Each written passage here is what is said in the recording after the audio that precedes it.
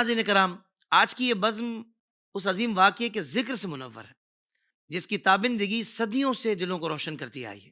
یہ وہ لمحہ معراج ہے جس میں قدرت الہی کے ایسے ایسے جلوے سامنے آئے کہ عقل کی حدیں سمٹ گئیں۔ یہ وہ رات ہے کہ جب آسمانوں کی وسعتیں سکڑ گئیں اور زمان و مکان کے سب پردے محبوب رب العالمین کے قدموں تلے بچھتے چلے گئے۔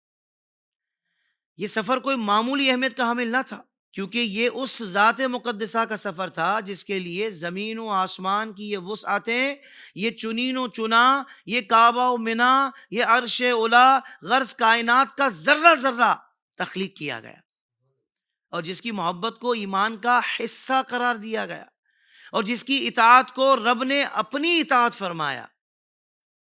ناظرین، اس سفر میں رب تعالیٰ نے اپنے محبوب صلی اللہ علیہ وآلہ وسلم کی عظمتوں کو اجاگر کرنے کے لیے اپنی قدرت عظیمہ سے یکے بعد دیگرے پردے ہٹائے۔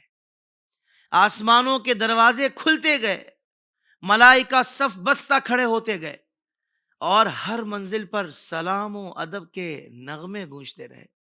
ہر مرحلے پر ایک نئی عظمت، ایک نئی شان، ایک نیا قرب مل رہا تھا۔ پھر وہ مقام بھی آتا ہے کہ جہاں جبریل امین جیسے عظیم فرشتے بھی ٹھہر جاتے ہیں، اور وہاں سے لباس بشر میں موجود فقط ایک عظیم نور آگے بڑھ جاتا ہے۔ اللہ اکبر! یہ جملے کا ربط دیکھا آپ نے؟ لباس بشر میں موجود ایک عظیم نور آگے بڑھ جاتا ہے۔ سبحان اللہ!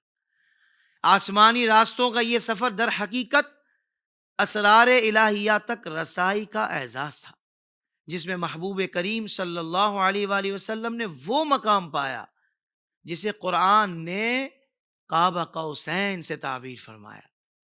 یہ وہ نقطہ قرب تھا جہاں عقل انسانی دم توڑ کر قدرت الہی کے سامنے ادب سے سر جھکا دیتی ہے۔ ناظرین، ذرا تصور تو کیجئے کہ جنت کو آج کس انداز سے سجایا گیا ہوگا۔ ہائے ہائے ہائے! حور و غلماں کیسی خوشیاں منا رہے ہوں گے۔ جنت کی نہریں بھی گویا نغمہ بن کر بہہ رہی ہوں گی۔ فضا بھی ایسی معطر و معمبر ہوگی کہ گویا رحمت کے دروازے پوری شان کے ساتھ کھل گئے ہیں۔ فرشتوں کی محبت، آسمانوں کی خاموش تعظیم، جنت کا ادب اور لوح و قلم کا استقبال۔ میرے امام تو مچل گئے۔ میرے امام نے کہا نا، وہ سرور کشور رسالت جو عرش پر جلوہ گر ہوئے تھے، نئے نرالے طرب کے ساما عرب کے مہمان کے لیے تھے۔ بہار ہیں شادیاں مبارک، چمن کو آبادیاں مبارک، ملک فلک اپنی اپنی لے میں یہ گھر عنادل کا بولتے تھے۔ وہاں فلک پر یہاں زمین میں رچی تھی شادی، مچی تھی دھومیں، ادھر سے انوار ہنستے آتے، ادھر سے نفحات اٹھ رہے تھے۔ سبحان اللہ! ناظرین کرام، یہ پورا قصیدہ معراج جب پڑھا جاتا ہے تو بندہ گویا عقل حیران ہو جاتی ہے کہ کیا ماحول ہوگا، کیا منظر ہوگا، اور کیا قرب الہی کے معاملات ہوں گے، اور رب نے اپنے جلوے اپنے محبوب کو دکھائے ہوں گے۔ آئے ہائے ہائے! او ادنا او ادنا! سبحان اللہ!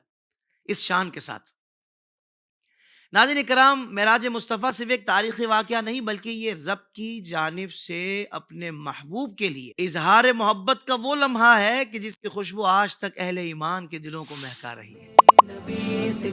زندگی کے تمام شعبوں میں دینی رہنمائی حاصل کرنے اور آخرت کو بہتر کرنے کے لیے ہمارے YouTube channel Islamic digital studio کو سبسکرائب کر لیں اور بیل آئیکن بھی پریس کر لیں۔